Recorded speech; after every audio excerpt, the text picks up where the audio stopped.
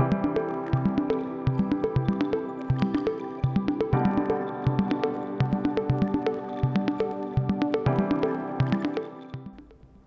I'm Matt Dalton, Head of the Consumer Sector here at Mazars.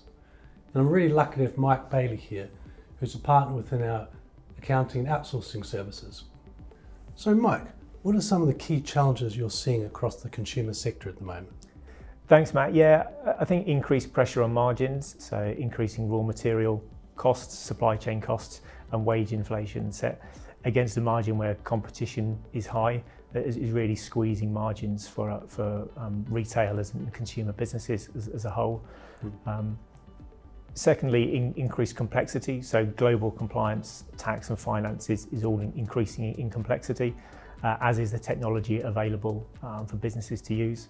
And then sales channels, so there are increasing number of sales channels for businesses to sell through, so decisions around which you use, who you sell to and how, are certainly three of the big issues that we're seeing at the moment.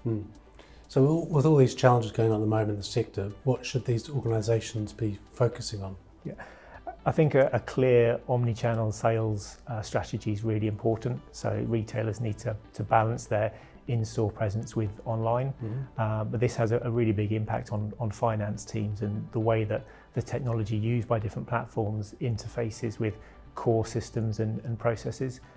So I think that's a really important area to focus on, but it's a challenge. Stock management is a challenge, having stock in a multitude of locations, having to deal with and process returns from different platforms, and dealing with changes to import and export duties when moving goods cross-border as well. So all of this makes it a challenge, but it's really important that customers are offered a seamless integrated approach when moving between in-store purchasing and online.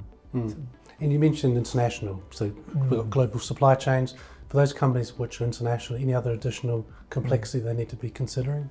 Yes, I think many businesses nowadays are international to a degree, either buying or selling goods from overseas, or with people moving overseas as well. So many businesses are sometimes more international than they think. And global compliance and finance is getting more and more complex, as are the penalties of non-compliance.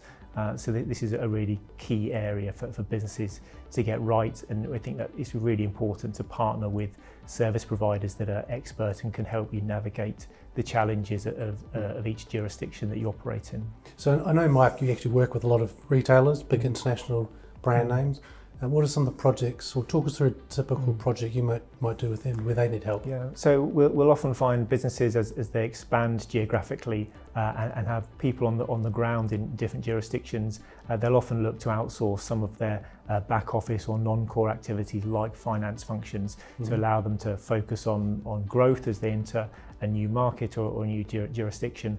So they'll often turn to Mazars to help in providing that finance function or part of a finance function to help them speed up getting on the ground in a new country and getting to market with their product.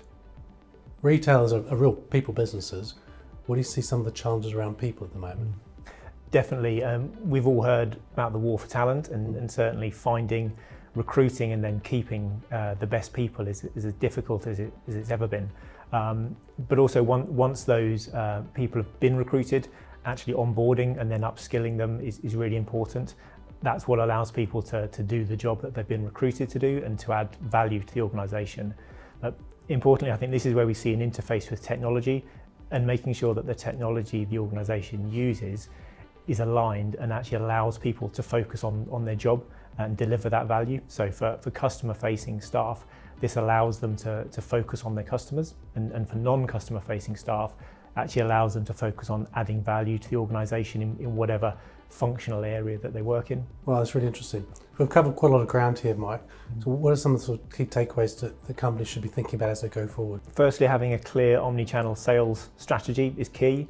Identifying what that means for your business and who to work with to implement it. Secondly, CSR. CSR and sustainability is an ever increasing area of importance, and we often hear people talk about the risk of getting it wrong or of non-compliance, but there's also a huge opportunity to really be seen as a leader in this regard. Thirdly, I would say people and technology, both are clearly important for consumer businesses, but it's the way that they work together which often determines the success for an organisation. And then lastly, I'd say focus on your core business and work with expert service providers to support you in different jurisdictions and with different non-core activities to allow you to focus on that sales strategy and delivering growth for the organisation. Well, thanks, Mike. I've really enjoyed hearing your insights about what's happening in the consumer sector, and thank you very much for your time for sitting down with me. No problem. Nice to see you, Matt.